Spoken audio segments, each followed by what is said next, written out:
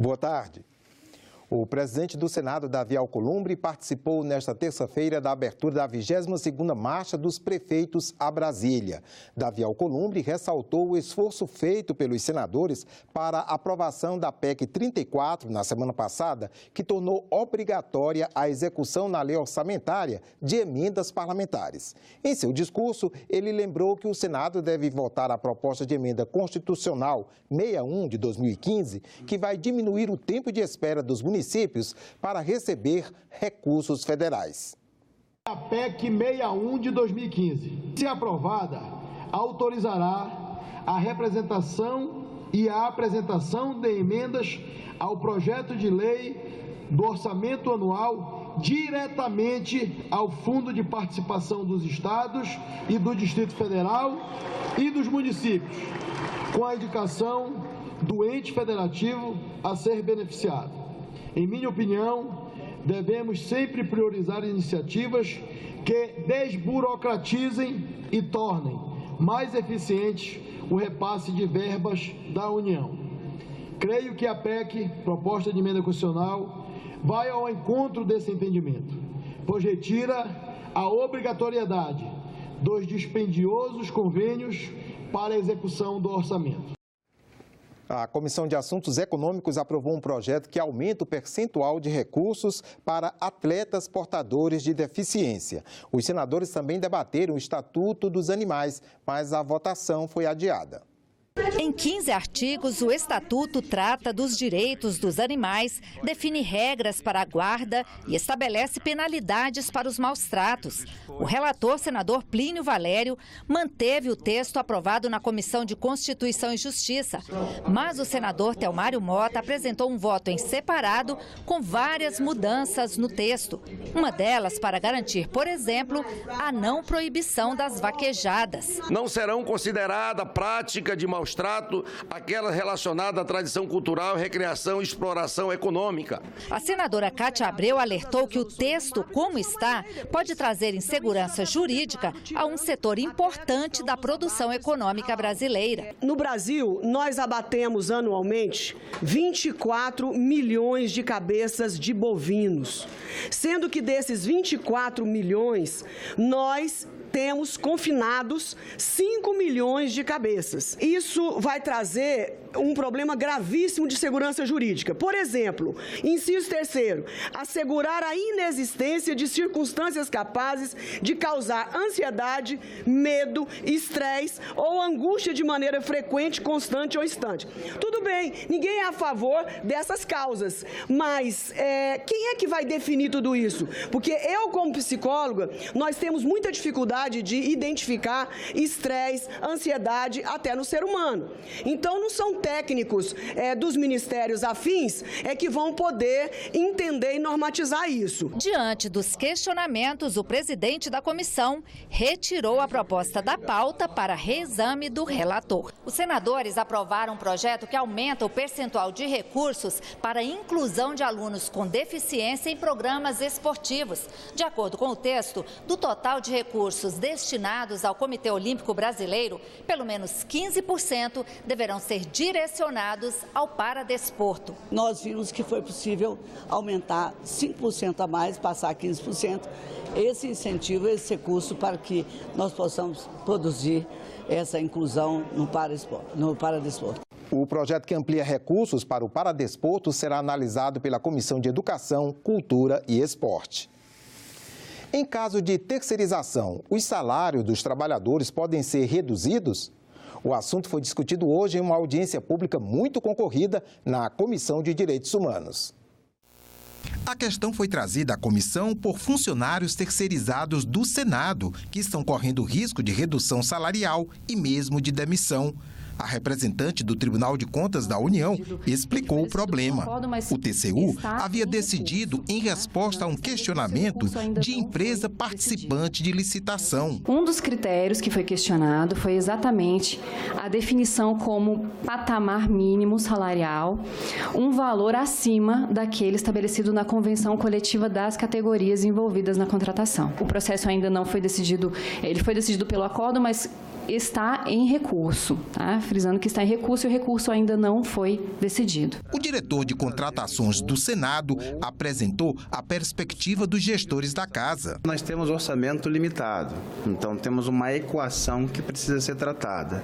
Economia para casa, bom uso de recursos públicos, ao mesmo tempo o cuidado para não trazer um esforço ou uma possível demissão para os colaboradores. Ele vem confundindo, nesses últimos tempos, modernização da gestão com exploração do trabalhador. São coisas totalmente diferentes. A administração bem executada, ela respeita o trabalhador, ela envolve o trabalhador, protege e garante que você tenha um serviço bem prestado. A discussão trouxe à tona desigualdades sociais, problemas antigos, contexto socioeconômico do país. Uma maneira de dizer que é fazer economia escravizando os terceirizados do Distrito Federal e que vai servir de exemplo para o Brasil inteiro. Porque aqui é que devia dar exemplo, mas está dando um exemplo negativo. Em meio ao debate, a preocupação de senadores com a imagem da casa e a experiência de quem vem lutando há tempos pela melhoria das condições de trabalho. O deputado à época, hoje senador Eduardo Gomes, na época, primeiro secretário da Câmara, quando foi procurado, claro que pelos sindicatos, lá no Tribunal de Contas da União, ele ouviu o seguinte: olha só, a Câmara tem natureza jurídica própria, basta um ato da mesa diretora para instituir essa regra. Nós falamos diariamente, nós vemos senadores, pessoas fortes nessa casa, falando sobre desemprego, sobre reforma de previdência, de tirar dos mais fracos. E nós vamos dar o exemplo negativo, colocar pessoas na rua, diminuir, cortar, justamente de quem mais dá sua contribuição dentro dessa casa. Eu peço ao senador Paulo Paim que já encaminhe esse pedido aos outros senadores para que nós construímos essa solução e que esse pessoal possa ter o respeito e trabalhar em paz. Mais proteção para o consumidor e ajuda financeira para estados e municípios. A jornalista Érica Christian resume o que deve ser destaque no Senado durante esta semana. E na semana da Marcha dos Prefeitos em Brasília, o plenário poderá aprovar o repasse direto das emendas individuais para os fundos de participação dos estados e dos municípios. Os parlamentares poderão, inclusive, indicarem a cidade que vai receber o dinheiro, independentemente da assinatura de convênios. Também estão na pauta outras duas mudanças na Constituição. A primeira inclui os defensores públicos na lista dos que podem ajuizar uma ação direta de inconstitucionalidade. E a outra insere no rol dos direitos fundamentais um meio ambiente ecologicamente equilibrado. E os senadores poderão aprovar ainda a criação da Política Nacional de Proteção dos Direitos dos Autistas, a regulamentação da ecoterapia e a permissão para que delegados e policiais possam conceder medida protetiva para mulheres vítimas de violência doméstica. E o plenário pode votar também o aumento de quilowatts e do desconto da tarifa social de energia elétrica, a proibição do uso de mensagens subliminares em propagandas e o empréstimo obrigatório de telefone celular enquanto o aparelho na garantia estiver na assistência técnica. Foi sancionada nesta segunda-feira a lei da adesão automática de consumidores e empresas ao cadastro positivo. É uma ferramenta que informa aos bancos sobre os bons pagadores. Na cerimônia de sanção, o governo ressaltou que a medida vai ajudar a economia. O cadastro positivo é um banco de dados que traz a lista dos bons pagadores. Pela lei, informações sobre essas pessoas e empresas vão ser incluídas automaticamente no sistema. A expectativa é que a lei aumente a competição entre os bancos e ajude a baixar os juros dos empréstimos. O aumento da oferta e da competição no mercado de crédito diminuirá as taxas de juros para o tomador final e potencializará as possibilidades de consumo e investimento, ampliando e facilitando o consumo e empreendedorismo dos brasileiros, gerando empregos. Segundo o governo, a expansão do cadastro pode injetar cerca de R$1 trilhão na economia nos próximos anos, dos quais 520 bilhões para pequenas e médias empresas, além de aumentar a arrecadação para os estados e para a União. A mudança do cadastro positivo pode beneficiar cerca de 130 milhões de pessoas, inclusive 22 milhões de brasileiros que hoje estão fora do mercado de crédito, embora já apresentem bons históricos de adimplência. O projeto de lei foi aprovado no Senado em 13 de março deste ano. O cadastro positivo vai mostrar exatamente aqueles que não são inadimplentes, que pagam em dia e que, portanto, poderiam gozar de uma taxa de juros mais realista, menos extorsiva. Então, foi uma medida para a gente testar o sistema financeiro na sua lealdade ao povo brasileiro. Na verdade, hoje amanheceram todos os brasileiros com todos os dados dele e de suas famílias entregue ao setor financeiro. Então, isso eu votei contra. A ideia de quem fez, dizendo que deve se baixar os juros, o maior acesso ao crédito, teve uma boa ideia, mas na verdade o que não vai acontecer, porque cada empresa que faz empréstimo, ela pratica o juro que ela quer, porque não existe limite. Há um enorme potencial no país para aumentar a produção de energia elétrica por meio das pequenas centrais hidrelétricas, as PCHs. Mas a legislação é complexa e o licenciamento ambiental muito demorado. A avaliação é do senador Vanderlan Cardoso, presidente da Comissão de Ciência e Tecnologia, que escolheu para avaliar em 2019 as políticas públicas de energia renovável e biocombustíveis. Ele fala sobre o tema na entrevista de hoje. Políticas públicas voltadas para energias renováveis e biocombustíveis serão o foco da Comissão de Ciência e Tecnologia do Senado. Nós vamos conversar sobre o assunto com o senador Vanderlan Cardoso, do PP de Goiás, presidente da comissão. Seja bem-vindo, senador. Prazer recebê-lo aqui. Obrigado. Senador, a matriz energética brasileira é considerada limpa, mas ainda consumimos mais energias de fontes não renováveis. A proporção é de 56,6% de não renováveis para 43,5% de renováveis. Quando a gente vai para a matriz elétrica, aí sim, aí dá um banho, né? 80% da matriz elétrica, de energia elétrica brasileira é de fontes renováveis, 60% de energia de fonte hidráulica, né? Qual a importância de a Comissão de Ciência e Tecnologia eleger a política pública voltada para energias renováveis para acompanhamento este ano? Bem, a nossa comissão, nós vamos dar um foco com relação às energias renováveis, voltando aí principalmente o potencial que nós temos no nosso Brasil, Renato, das PCHs, né? O Brasil... São as pequenas centrais hidrelétricas. Pequenas centrais hidrelétricas. Até, né? 30 megawatts, não é isso? Até 30 megawatts. Né? Nós temos um potencial muito grande e a comissão ela tem um papel fundamental, que ao trazer para a discussão, os senadores ali, está fazendo uma amostra, como vai ter agora por esses dias ali na nossa comissão, que vai ali o presidente das PCHs do Brasil explicando o potencial, né, que existe no nosso Brasil. Já que as PCHs, elas vêm para resolver um problema ambiental, porque são pequenos lagos. E esses pequenos lagos, eles seguram a erosão, a água, em vez dela ir embora, ou seja, ir para o mar, ali ela pode infiltrar no solo, certo? E gerar energia. Gerando energia, o que ela está gerando? Emprego e renda nas cidades, nos estados do nosso Brasil. Algumas nem precisam de lagos, né, senador? Não precisa nem de área alagada. Isso vai muito do relevo, isso vai muito da particularidade de cada córrego, rio ou riacho, onde está... já foi feito o estudo ali para ter essas pequenas centrais hidrelétricas.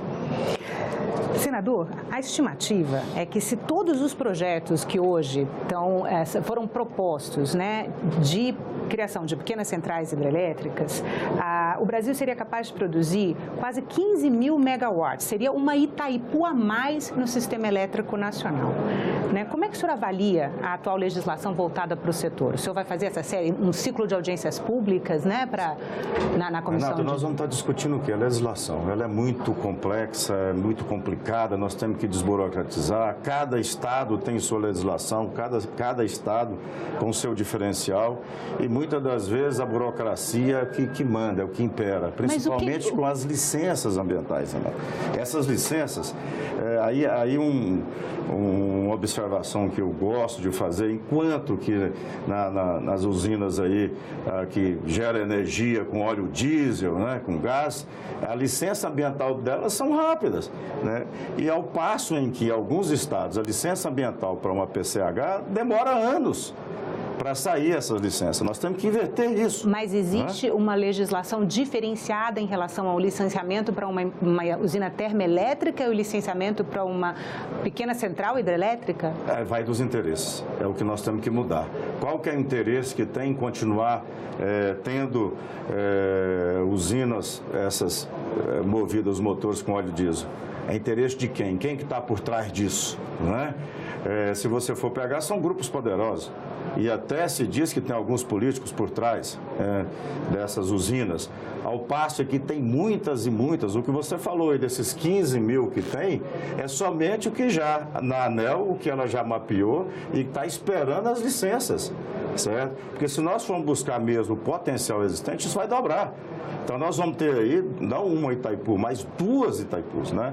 A um custo muito baixo, vem para resolver um problema ambiental, no momento em que o país está precisando de quê para crescer, para gerar emprego e renda? Está precisando de energia. Eu vejo aí muitos falarem, até a parte econômica do governo, nós vamos crescer a 3%, 4% ao ano. Se nós não resolvermos a questão energética do nosso país, ou seja, com as PCHs, com as usinas termosolar ou com fotovoltaica, você pode ter certeza que isso é jogar a conversa fora.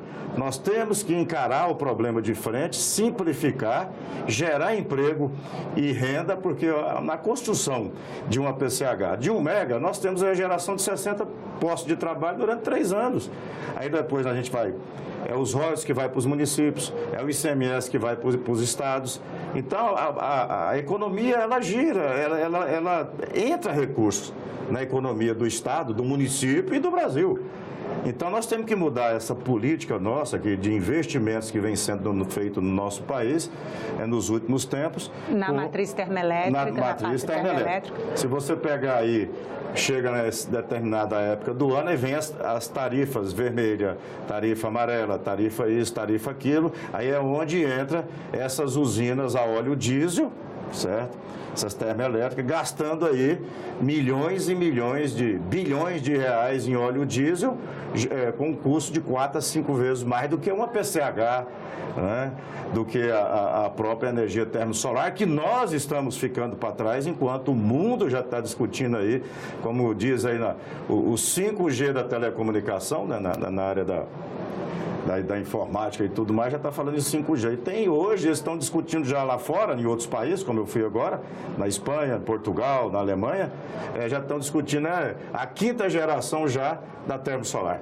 Então, eu queria que o senhor conversasse com a gente sobre isso também. O senhor foi à Espanha, o senhor visitou algumas usinas termosolares, elas são diferentes do que a gente faz aqui, né? As nossas usinas de produção de energia solar, elas trabalham com energia, com painéis fotovoltaicos. É outra tecnologia, é uma potência maior. O senhor pode contar para a gente como é que foi essa experiência? Olha, esse sistema que eles vêm usando, principalmente na Espanha, onde eu visitei algumas usinas dessas, são com placas de vidro, e isso já está no mundo todo, né? E no Brasil... Mas a Espanha é considerada o ponta de lança nessa tecnologia específica, na Espanha, Renata, né? Ali nós pegamos ali a estrada de Sevilha, por exemplo, no rumo de Portugal, ali eu visitei inúmeras as usinas de 50 mega, cada usina de 50 mega. 50 mega daí para uma cidade de 350 mil habitantes, era uma em cima da outra, certo? Então, eles já estão ali trabalhando e já em um sistema totalmente diferenciado, que o problema que tem hoje da geração de energia, ou termosolar ou fotovoltaico, é o armazenamento da energia. Eu já pude ver usinas ali que estão armazenando a energia através de sais. Né? Sais? São sais ali, Lógico, eles não vão passar para nós o pulo do gato, que tipo de sais que é, mas é uma mistura de sais que aguenta a caloria armazenada, essa caloria ali, em grandes depósitos de aço. Né? Mas eu tive, a convite da Universidade de Évora, um projeto super interessante, que está sendo trabalhado com a Espanha, com Portugal e pela Alemanha, né? Coordenado por um físico nuclear alemão, que já é um sistema completamente diferente de um armazenamento de energia com um custo mais baixo, né? Porque o que nós temos hoje, muito ainda pelo mundo, é com baterias. Isso é uma fortuna, ainda tem a questão ambiental, né? Aí você, trazendo aqui para o nosso país. Veja bem, Portugal tem 10 milhões de habitantes.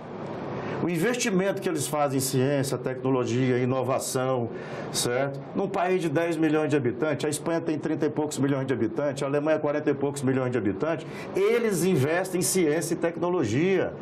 Nosso país, ele ficou para trás. Eu tive uma visita agora, na Embrapa, por exemplo, que é referência mundial, mas está aí capengando. Muitos prédios que começou estão parados, né? Muito desenvolvimento que tinha ali, né? Que está parado por falta de recursos. Né? O nosso Brasil, infelizmente, ele foi deixando para trás o investimento em ciência e tecnologia, em inovação, né? As telecomunicações, que está dentro da nossa comissão também, certo? Ao passo de nós gastarmos aí quase 1 bilhão por ano, por exemplo, para manter os orelhões. Isso é um absurdo, nessa época que nós estamos vivendo.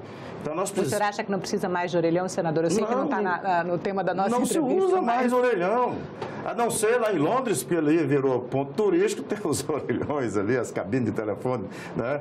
Mas aqui para nós não, é uma fortuna que se gasta, e isso sai da conta de telefone, com certeza, entendeu? Então, precisa-se desburocratizar, abrir para que venha novas tecnologias. O governo central, que é o governo nosso, o governo central, ele tem que desburocratizar, diminuir ou zerar praticamente as taxas de importação para esses equipamentos que vêm para gerar energia aqui, trazer tecnologia para o nosso país. Hoje, uma empresa para entrar aqui, ela é inibida logo do início pelas taxas altíssimas que são para trazer esses equipamentos. Nós estamos na contramão do mundo inteiro. Né? O que virou a China? A China virou porque investiu em ciência e tecnologia. Né? Ali tem verba específica e ela não é contingenciada para fazer ter recurso, o governo passa a mão desse recurso. Né? Então, nós precisamos realmente, olha, se essa verba aqui é para ciência e tecnologia, se isso aqui é para desenvolvimento ou em energias alternativas, se é para simplificar ou é para investir em termo solar, entendeu? Que esse recurso seja sagrado, quem passar a mão nele vai ser punido. Né? Nós vimos agora um Alcântara, nós tivemos a discussão agora na comissão, foi feito em conjunto com a CRE, junto com a comissão na CCT. Comissão de Relações Exteriores e de Ciência e Tecnologia. Sim. Então, se você for observar ali o projeto de Alcântara, ele foi muito bem conduzido pelo nosso ministro Marcos Pontes. Tem credibilidade.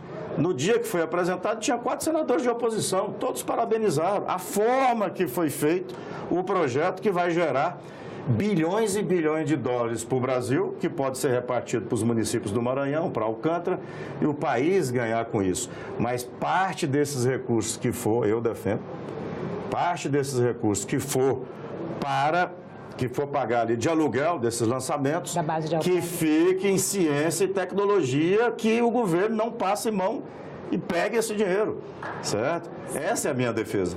Né? Senador, muito obrigada pela entrevista. Ficamos por aqui. Você pode rever as reportagens desta edição na nossa página na internet, senado.leg.br/TV. Obrigado pela companhia e até a próxima.